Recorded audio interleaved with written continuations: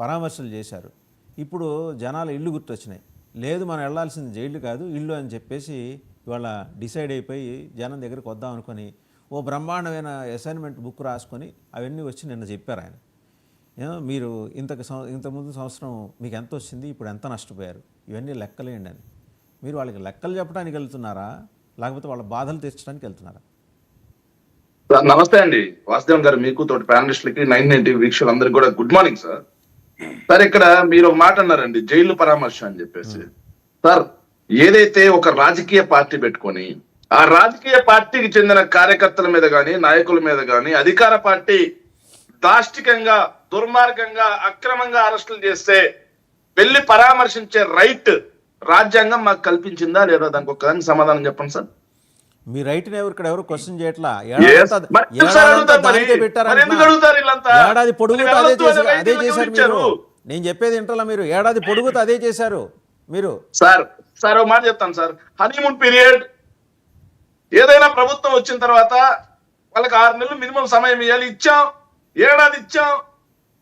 బాబు గారు ఇంకేదైనా చేస్తారేమో, బాబు గారు తన దగ్గర మంత్రదండం ఉందన్నారు కదా, ఆ మంత్రదండం ప్రకారం ఏమైనా చేస్తారేమో. పవన్ కళ్యాణ్ గారికి కేంద్రంలో సఖ్యత ఉంది కదా, ఆ కేంద్రం నుంచి విరివిగా నిధులు ఏమైనా తీసుకొస్తాడేమో. ఏడాది సమయం ఆగాం సార్. సార్ ఇక్కడ చంద్రబాబు నాయుడు గారు 2 సార్లు తన ప్రతిజ్ఞను ఉల్లంఘించారు సార్. ఒకటి ఎన్నికల మేనిఫెస్టో సార్, భవిష్యత్తు గ్యారంటీ, ఇది బాబు గ్యారంటీ అంట సార్. చూడండి సార్, వాళ్ళు ఇచ్చిందే సార్, ఇది నాకేం సంబంధం లేదు. ఒకసారి చూడండి సార్, స్క్రీన్ మీద చూపిస్తున్నాను. ఆయన ఇచ్చిన బాండ్లు సార్ ఇది. ఆయన బాండ్లలో ఆయన ఏం రాశారంటే, చంద్రబాబు నాయుడు అనే నేను మన రాష్ట్ర ప్రజలు నాపై ఉంచిన నమ్మకాన్ని నిలబెట్టుకుంటానని త్రికరణ శుద్ధితో ప్రమాణం చేస్తున్నాను.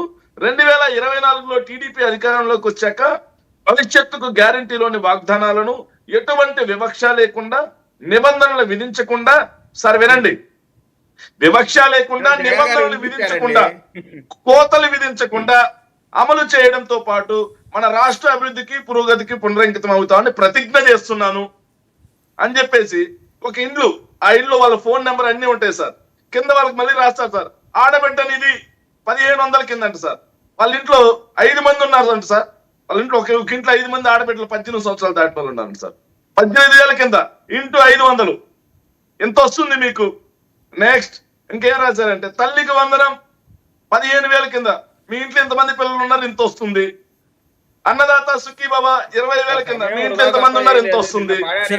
అవన్నీ ఓకే అండి, ప్రాక్టికల్ గా ఓకే, అవన్నీ చదివేశాం. నిన్న ఆయన చెప్పారు విన్నాం. ఒక్క నిమిషం సార్, ఒక్క నిమిషం, 1 మినిట్ ఫినిష్ చేస్తా. యువగలం ఇంత వస్తుంది ఇంత ఇస్తామంటూ కింద పాయింట్ పెట్టారు సార్, బాగా చూడండి సార్.